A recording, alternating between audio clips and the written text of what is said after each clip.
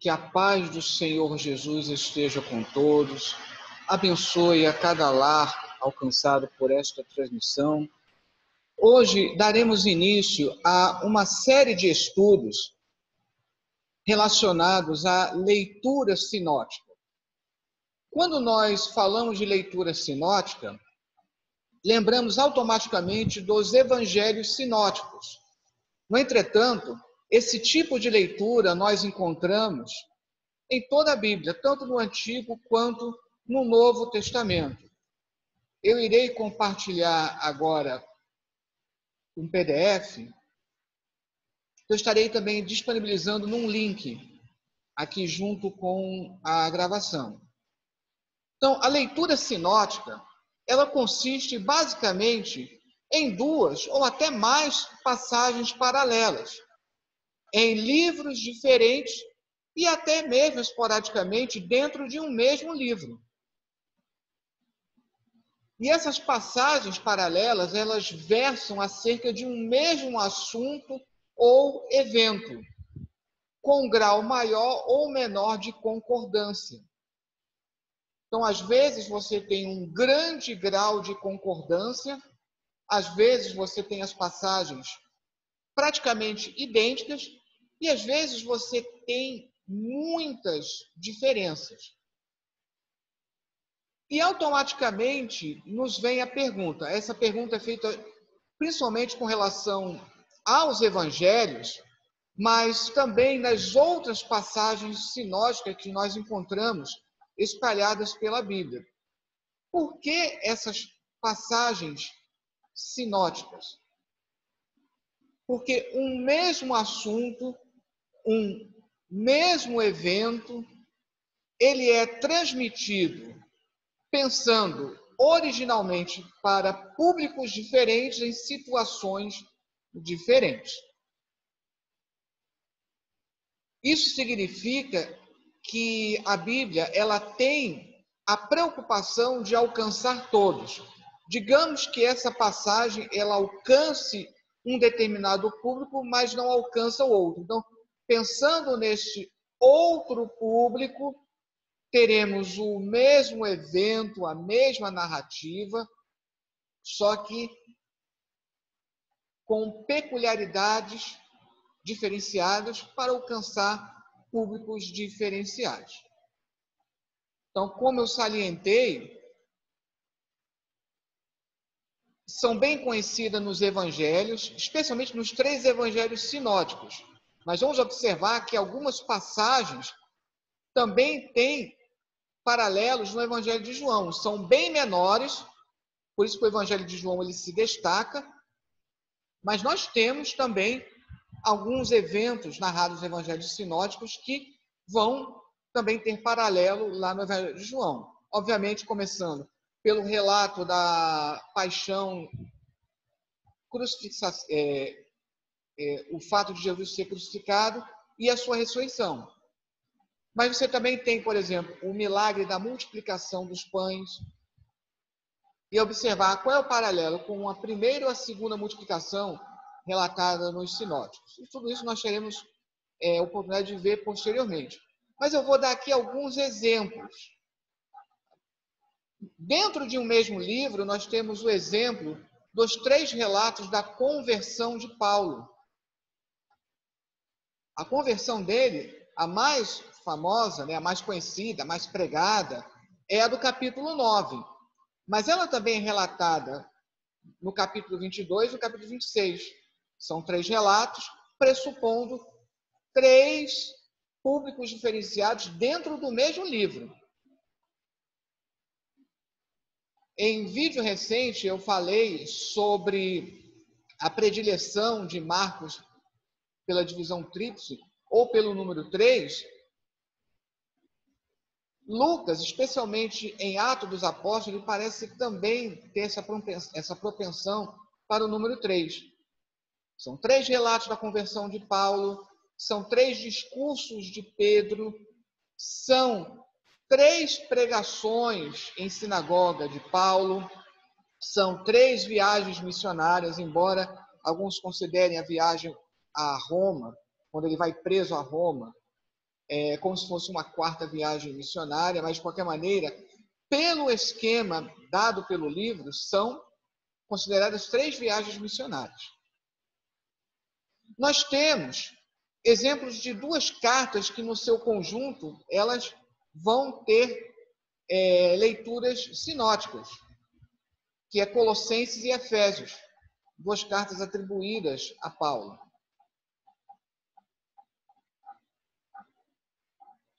Isso levando em consideração apenas o Novo Testamento. Indo agora para o Antigo Testamento, isso talvez muitos não tenham se atentado para isso, mas existem leituras sinóticas também no Antigo Testamento.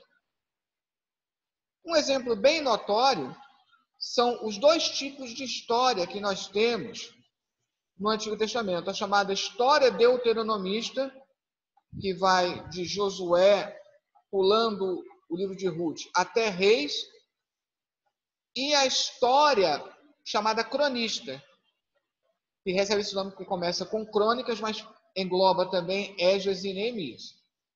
Mas a leitura sinótica você encontra justamente no conjunto Samuel, Reis, nesses 4 livros, e os 2 livros de crônicas. Então você tem muitos relatos ali que são repetidos dentro de uma outra ótica. Qual é a diferença? Enquanto em Samuel e Reis você tem uma história do ponto de vista profético que se concentra na terra, que narra de forma igualitária, né, dando igual espaço tanto ao Reino do Norte quanto ao Reino do Sul. Lá em Crônicas você tem uma história do ponto de vista sacerdotal, focado no culto, no templo, e que relata quase que exclusivamente os reis do sul, os reis de Judá. Os reis do norte, eles aparecem apenas brevemente. E para entender melhor essa diferença, né, como um relato é mencionado lá em Samuel Reis e o outro lá em Crônicas, eu vou pegar só um exemplo rápido, porque não é o nosso foco hoje. Pegando Samuel no capítulo 6, no versículo 9, observem aqui, segundo Samuel, capítulo 6, no versículo 9. Olha a frase aqui de Davi. Para situar, a arca estava na casa de Abinadab, em Kiriat Jearim, e Davi ele tem o desejo de trazer a arca para Jerusalém. Mas então ocorre aquele fato com Uzá, que ele coloca a mão na arca e ele é ferido. E é por isso que ali, aquele lugar chama-se Pérez Uzá. E aí, depois desse contexto todo, que pega os 8 primeiros versículos do capítulo 6, Davi faz essa pergunta, aqui no versículo 9. Eu destaquei aí. Temeu Davi ao Senhor naquele dia e disse: como virá a mim a arca do Senhor? Preste atenção aqui no verbo, como virá. Como virá a mim. Guardem essa frase aqui, como virá a mim. Agora vamos observar a mesma passagem paralela lá em 1 Crônicas, no capítulo 13, versículo 12. Temeu Davi a Deus naquele dia e disse: como trarei a mim a arca de Deus? Veja a mudança. Agora, como trarei a mim a arca de Deus? E é interessante que no hebraico é o mesmo verbo, só que com 2 conjugações diferenciadas. Ali, em 2 Samuel 6, 9, como virá a mim a arca, Isso significa que a preocupação é como a arca ela chegará até Davi. Já em Crônicas, o mesmo verbo agora é no causativo, no chamado causativo em hebraico. Como eu farei vir, ou seja, como trarei a arca de Deus. Isso aqui está relacionado às duas visões diferenciadas nas duas obras. Voltando lá em Samuel, quando diz aqui, como virá a mim a arca, isso está dentro da proposta do profetismo de que Deus se manifeste, especialmente através da sua palavra, ao homem. Tanto é que os profetas são aqueles que trazem a palavra de Deus para os homens. Já na perspectiva sacerdotal, que está lá em Crônicas, como trarei a mim a arca? Ou seja, qual é a minha responsabilidade para fazer vir a arca? Isso é uma preocupação cultural. Qual deve ser a minha preocupação para que eu atue adequadamente no culto, para que eu cultue adequadamente a Deus?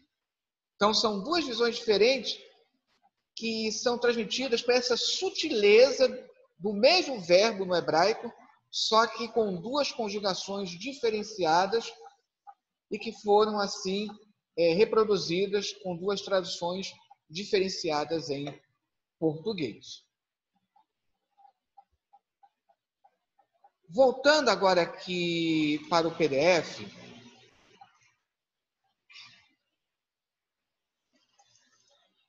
outra leitura sinótica, além dessa leitura Samuel Reis com Crônicas, nós temos também a revisão da lei. Para nós compreendermos, dentro do Pentateuco, nós temos o livro de Gênesis, que conta os inícios, os primórdios, especialmente as origens de Israel, especialmente até o momento que eles descem ao Egito.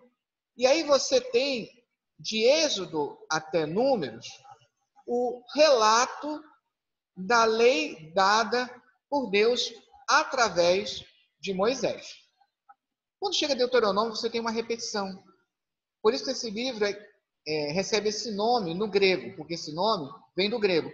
Deuteronômio quer dizer, no grego, segunda lei. Na verdade, não é uma segunda lei. É uma revisão da lei. É como se fosse uma nova explicação da lei para um outro contexto.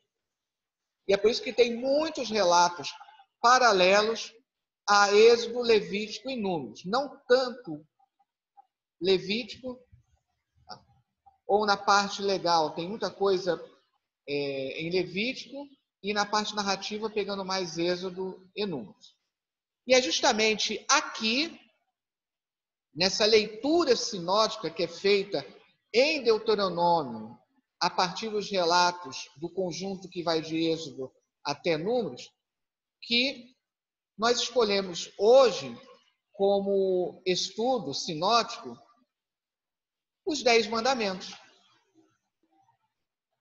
Os 10 mandamentos estão justamente reproduzidos lá em Êxodo, no capítulo 20, do versículo 2 ao 17, e no livro de Deuteronômio, no capítulo 5, do versículo 6 ao 21. Então, são os 10 mandamentos, ou também conhecidos como Decálogo. Não somente por ser o mais conhecido, mas até pela importância que ele tem dentro de toda a tradição, tanto judaica quanto cristã, nós vamos começar analisando Êxodo no capítulo 20, do versículo 2 ao 17. Para isso eu vou, mais uma vez, usar a análise retórica bíblica, já que ela ajuda a compreender de que maneira esses 10 mandamentos eles estão estruturados. Vale a pena salientar que essa divisão, qual é o primeiro, qual é o segundo, qual é o terceiro mandamento, ele tem uma diferença que nós percebemos em 3 tradições.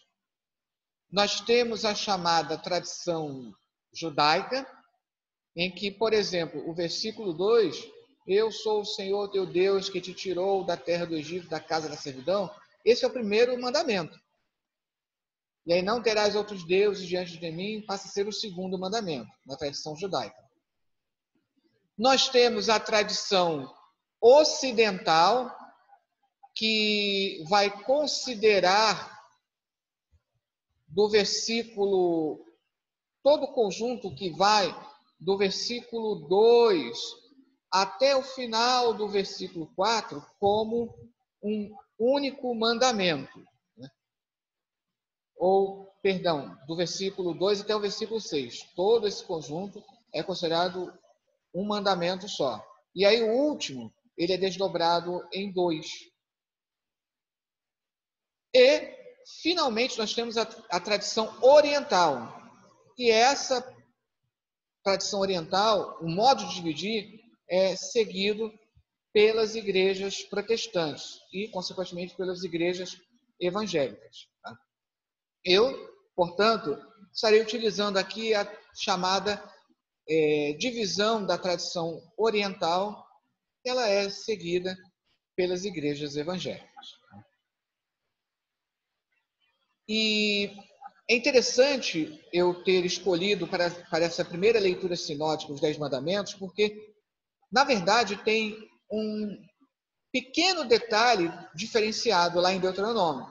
Nós vamos analisar lá para frente. Então, primeiramente, vamos fazer esse estudo, da organização dentro do livro de Êxodo, que vamos perceber que é a mesma lá em Deuteronômio. Então, vamos lá. Os 10 mandamentos, como estão em Êxodo, capítulo 20, do versículo 2 ao 17, eles estão estruturados em 4 partes. Alguns dividem em 2 grandes partes, que vamos ver na frente, que corresponde, é confirmado pela análise retórica, mas, mais especificamente, nós temos uma divisão quádrupla. Porque nós temos 2 partes extremas, que envolvem mandamentos negativos. Por que se chama de mandamentos negativos? Proibições, pelo uso extensivo do não. E essas 2 partes extremas, com esses mandamentos negativos, eles emolduram 2 partes centrais com mandamentos positivos. São chamados positivos porque não utilizam o não. Então, a primeira parte, ela está dividida em 3 subpartes, cada uma correspondendo a um mandamento, entre aspas, dentro dessa proposta da tradição oriental que nós acompanhamos. Tá? Sendo do meio mais elaborado e dividido em 2 trechos. Então, nós temos aqui, nos versículos 2 e 3, não haver para ti outro Deus. A questão da exclusividade de Deus. Depois, a parte central está relacionada à questão das imagens de escultura. Dividida em 2 trechos, porque, primeiramente, coloca a proibição em si de se fazer imagens de escultura e depois explica o porquê não fazer imagens. Certa vez eu já mencionei isso, é muito interessante.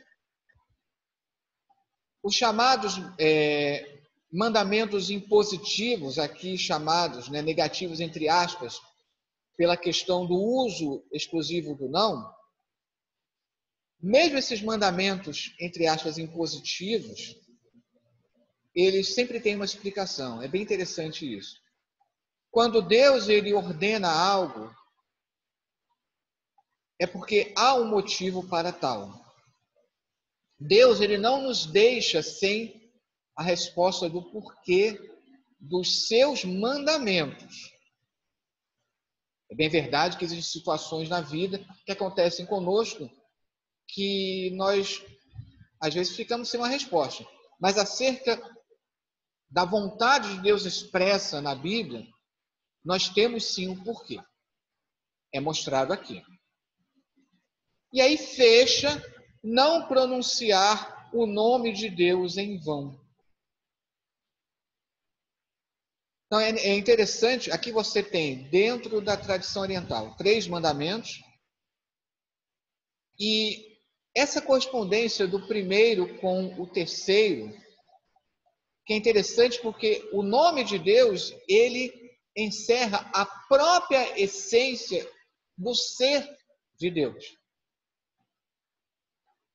Não pronunciar o nome de Deus em vão significa também aqui que você reconhece que ele, como sendo o único Deus, ele merece toda a reverência e todo o respeito.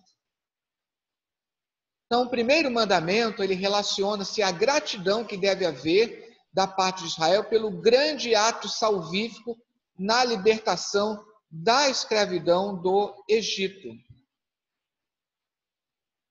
Então, essa adoração a Deus, eu sempre gosto de enfatizar, ela deve ser entendida como um ato de gratidão.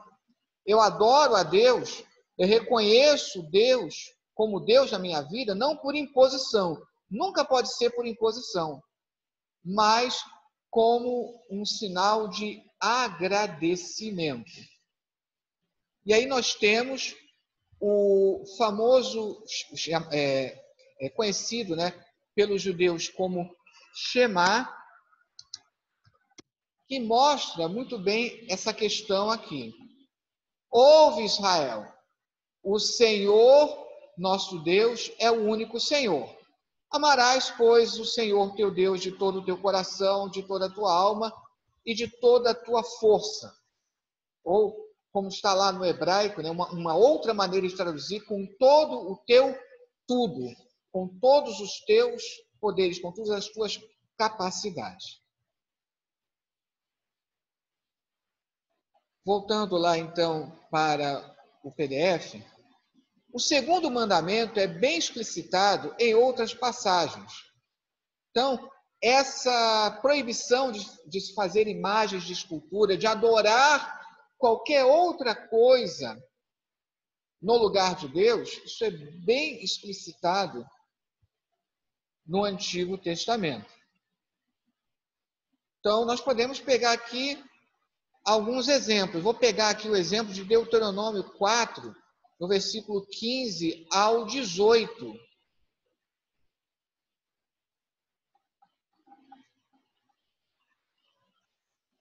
Então, voltando aqui, Deuteronômio 4, no versículo 15. Então, observem aqui. Guardai, pois, cuidadosamente a vossa alma, pois aparência nenhuma vistes no dia em que o Senhor, vosso Deus, vos falou em Horebe, no meio do fogo, para que não vos corrompais e vos façais alguma imagem esculpida na forma de ídolo, semelhança de homem ou de mulher, semelhança de algum animal que há na terra, semelhança de algum volátil que voa pelos céus, semelhança de algum animal que rasteja sobre a terra, semelhança de algum peixe que há nas águas debaixo da terra. E aqui na continuidade, observe o que diz no versículo 19.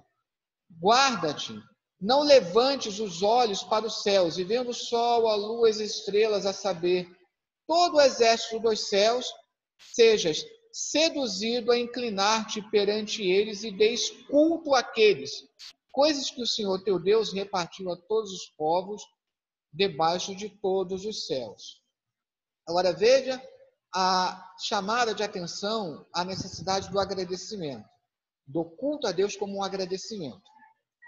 No versículo 20, mas o Senhor vos tomou e vos tirou da fornalha de ferro do Egito, para que lhe sejais povo de herança, como hoje se vê.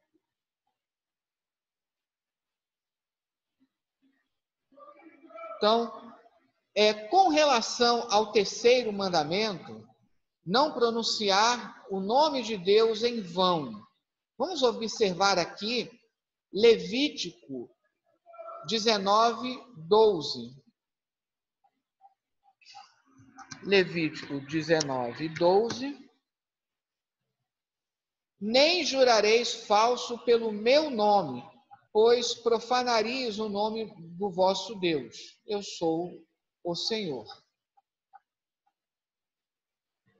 Embora o nosso estudo hoje ele se baseie em Êxodo e Deuteronômio, é interessante depois você ler na íntegra Levítico capítulo 19, e você vai perceber que os mesmos mandamentos estão ali reproduzidos de forma ampliada, mas não na mesma ordem. Mas não faremos esse estudo hoje, até porque senão isso seria um estudo bem alongado. Vamos agora ver aqui a segunda parte. A segunda parte, que pega dos versículos 8 ao 11, envolve a questão do repouso no sábado. Está dividida em duas subpartes. A primeira, por sua vez, que está dividida em 3 trechos, e a segunda em 2 trechos. Então, observe aqui como está a disposição. Na primeira subparte, a ordem para guardar o dia do sábado, que vai dos versículos 8 ao 10. A segunda subparte, o porquê de guardar o sábado. Novamente, se existe um mandamento, existe a explicação do porquê. E aí, a primeira subparte, olha os 3 trechos. Lembra-te do sábado para o santificar, versículo 8, aqui é interessante essa ênfase, para o santificar. Guarde bem essa palavra.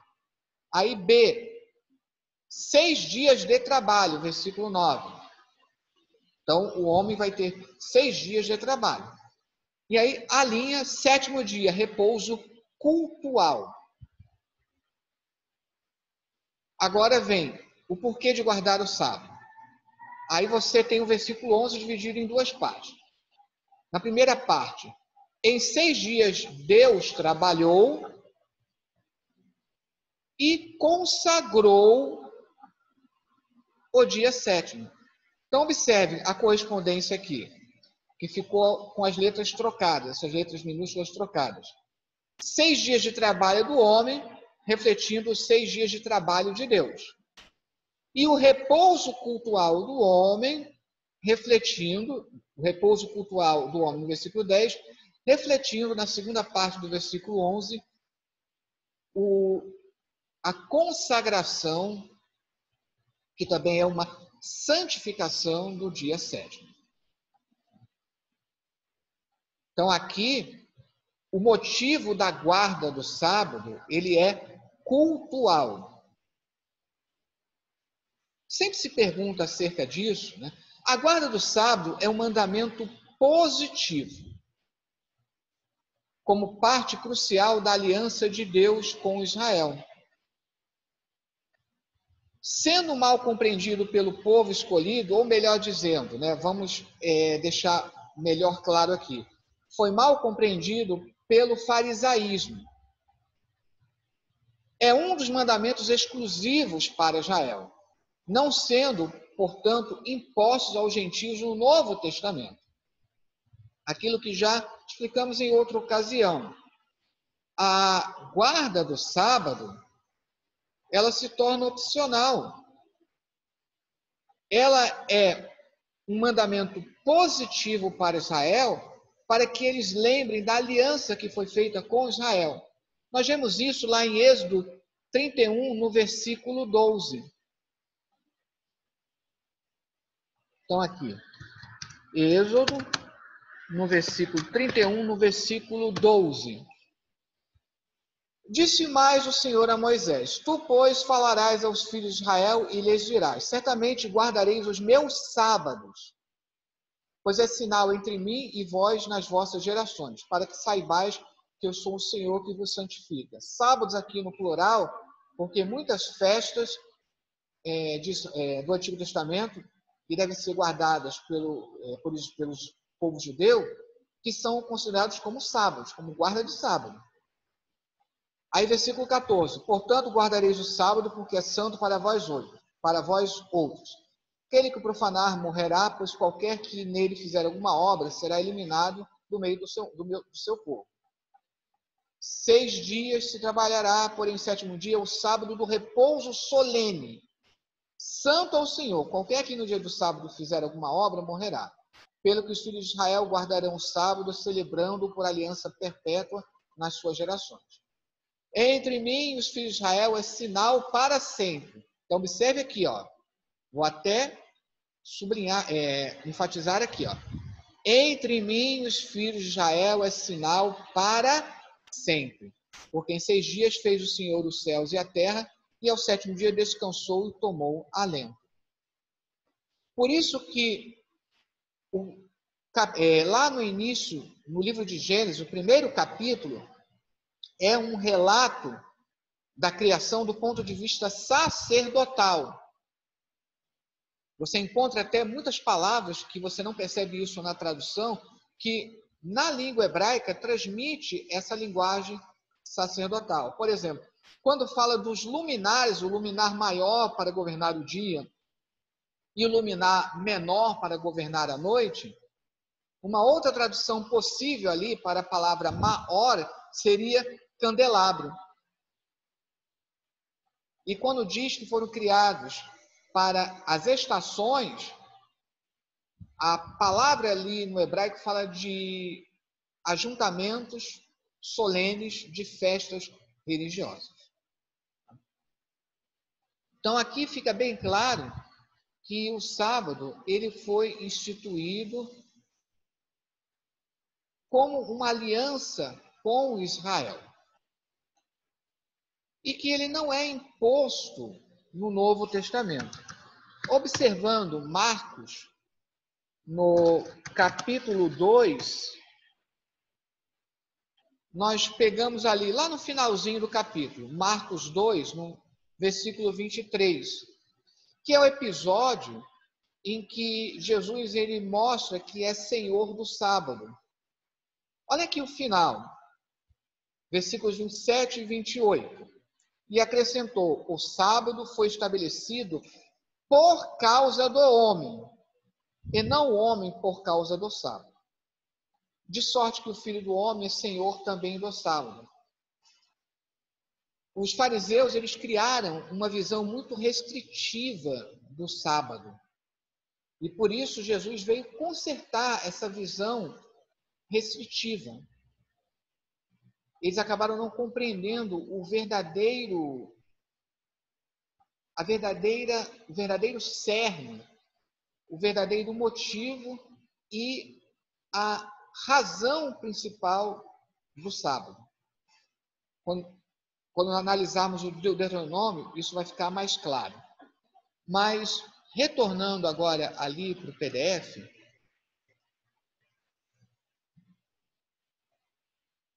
indo agora para a terceira parte consiste no segundo mandamento positivo,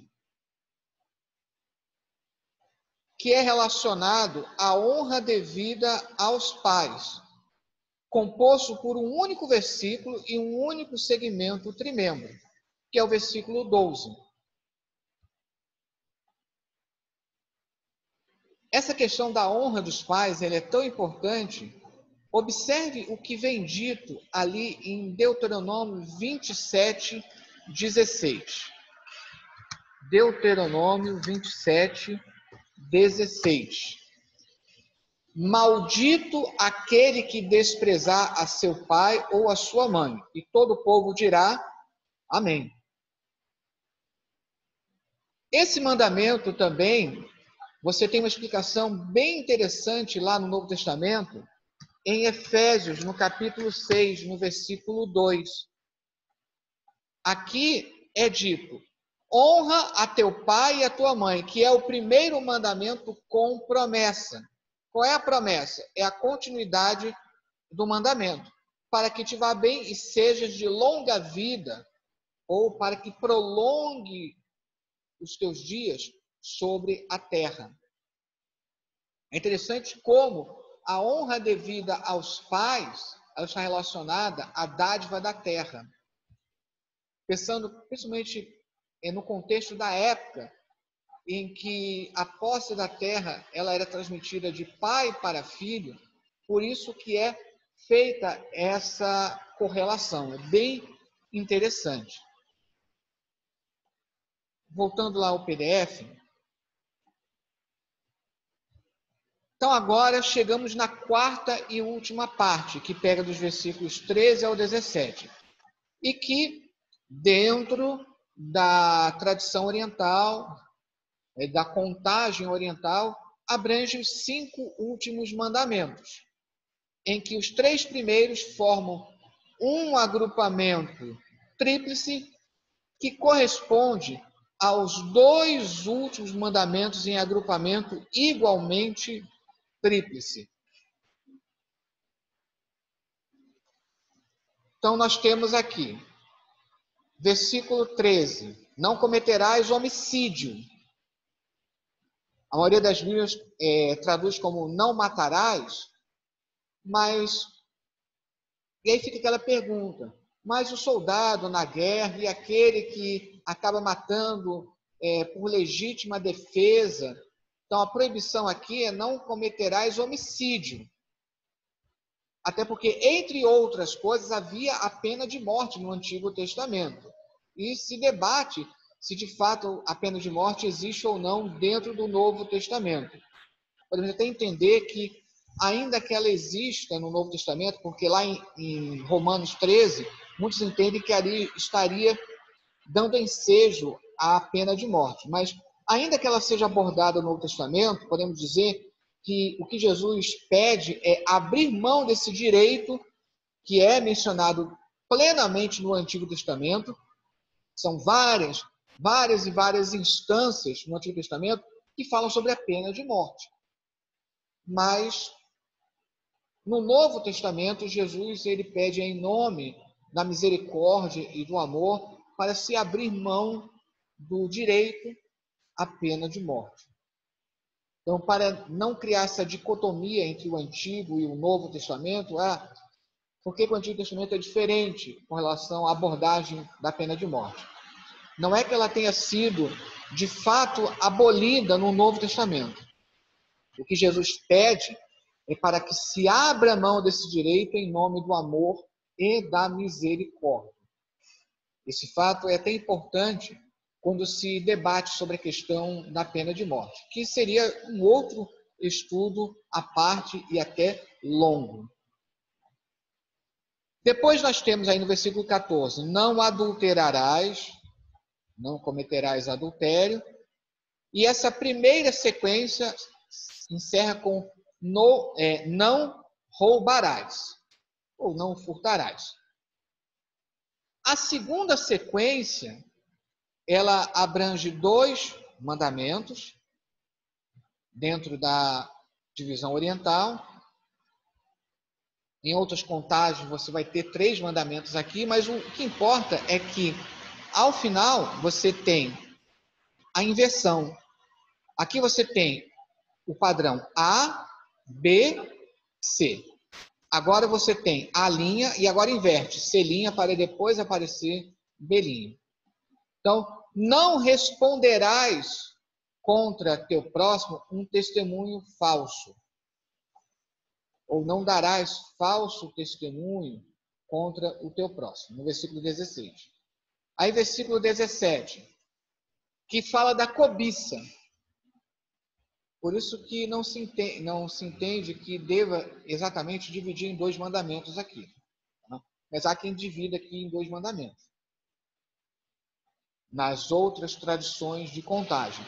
Não cobiçarás a casa de teu próximo. É o início do versículo 17. Aí na sequência.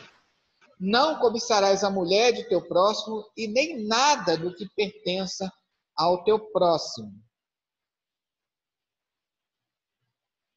E é interessante como você tem essa correspondência aqui. Infelizmente, aqui deve-se salientar que a Bíblia ela é a palavra de Deus escrita em linguagem humana condicionada à cultura da época em que se escreveu. E aqui, não cobiçar a mulher de teu próximo, nem nada do que é teu próximo, é que na cultura oriental, de uma certa forma até hoje, infelizmente a mulher é considerada uma posse do marido. Mas calma que Jesus ele veio mostrar no Novo Testamento que não é isso, que a mulher não é posse do marido. Bom, dando continuidade aqui, então perceba que não cometer homicídio, não responderás contra teu próximo um falso testemunho. O que acontece? Às vezes, devido a um falso testemunho, uma pessoa, ela era assassinada. Basta lembrar do episódio envolvendo a vinha de Nabote, lá em 1 Reis, no capítulo 21, em que foi dado um falso testemunho e, devido àquele falso testemunho, Nabote, ele é morto, apedrejado. Não adulterarás, não cobiçar a mulher de teu próximo. A partir do momento que você cobiça a mulher do próximo, então você está a um passo de cometer o adultério. Olha a correspondência. E não roubarás, olha a correspondência de não cobiçar a casa de teu próximo. Quando você cobiça qualquer coisa que tenha na casa de teu próximo, você também está correndo sério risco de cair aqui na tentação de roubar. E fechando os 10 mandamentos, você agora faz uma correspondência interessante com esse último agrupamento e o primeiro. Então, observe que o mandamento de não fazer imagens de escultura tem paralelo com a ordem para não adulterar. Lembrando que a idolatria é uma espécie de adultério espiritual, como bem explicitado no livro de Oséias. Isso você encontra também em outros livros proféticos, mas especialmente Oséias tem essa abordagem. E ao violar o primeiro mandamento de não se ter outro Deus, é como se estivesse roubando a glória que pertence exclusivamente a Deus. Lá Isaías 42, 8, diz, a minha glória não darei a outrem. E o uso do nome de Deus incluía falsos juramentos. Então lá pede para não usar o nome de Deus em vão,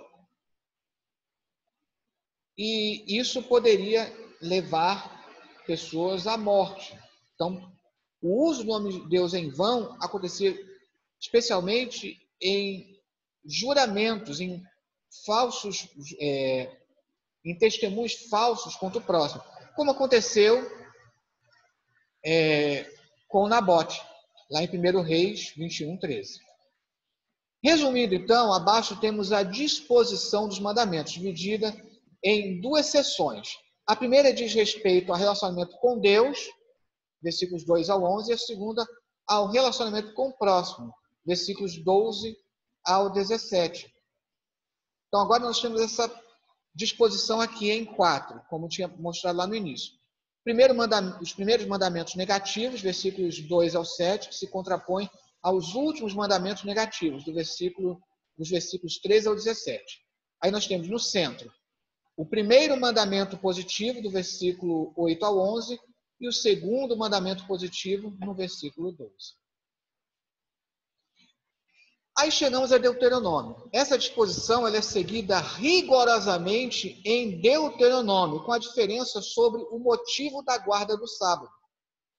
Então, esse esquema aqui, não precisamos rever para Deuteronômio, porque segue rigorosamente. A única diferença está quando se fala do sábado. Então, a questão da guarda do sábado está lá em Deuteronômio, capítulo 5, versículos 12 ao 15. Tem uma explicação diferente e envolve uma disposição retórica diferente. São 3 partes, ou 3 subpartes, melhor dizendo, em que a central está dividida em 3 trechos.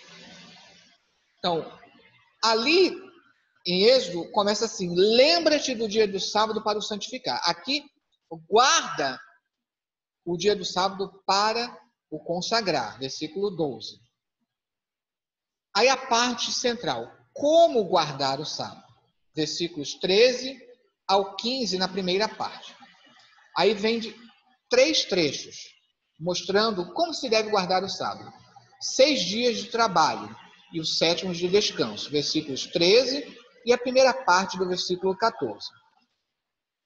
Aí no meio, o coletivo envolvido na guarda do sábado, a segunda parte do versículo 14. E aí termina no versículo 15, na primeira parte, o porquê de guardar o sábado. Descanso coletivo. E aí o versículo 15 termina concluindo, então, o porquê dessa guarda, a conclusão acerca da guarda. Então, observe a diferença. É a única diferença dentro da abordagem que nós vimos ali em Êxodo e aqui em Deuteronômio. Enquanto em Êxodo a guarda do sábado está relacionada à criação e ao culto, você vê que lembra-te do dia do sábado, porque em 6 dias Deus fez os céus e a terra, e no 7º descansou. Então, é uma questão cultual relacionada ao culto e nesse culto lembrar o ato criador de Deus. Já em Deuteronômio, quando enfatiza essa necessidade do descanso, relaciona a libertação do Egito e a uma preocupação social. Todos precisam trabalhar, mas repousar também, para recompor suas energias para o bom exercício da sua profissão. Ou seja, é como se dissesse, quando lembra da questão do Egito, usando aqui uma metáfora, lembra-te que lá no Egito você trabalhava 30 horas por dia, 8 dias por semana. E agora você vai lembrar disso para que não somente você tenha o descanso, como também você proporcione o descanso a todos aqueles que estão ao seu redor. Então, uma preocupação social, que é uma preocupação social que nós vemos em todo o livro de Deuteronômio. Agora ficou mais claro o porquê Jesus ele faz aquela afirmação acerca do sábado. Jesus, entre aspas, ele não está criando uma nova lei, ele está resgatando esse esclarecimento de Deuteronômio. Aí fica mais claro por que Jesus diz que o sábado foi criado por causa do homem e não o oposto. O sábado, ele foi criado também para proporcionar um descanso para o homem. Então, todo homem precisa repousar do seu trabalho secular mesmo. Portanto, aqui nós... e outra coisa, né? Encerrando aqui, observe que, reforçando a interpretação de que o sábado é um sinal da aliança com Israel, em ambos os relatos a guarda deve ser realizada sempre intramuros, ou seja, no interior da família judaica.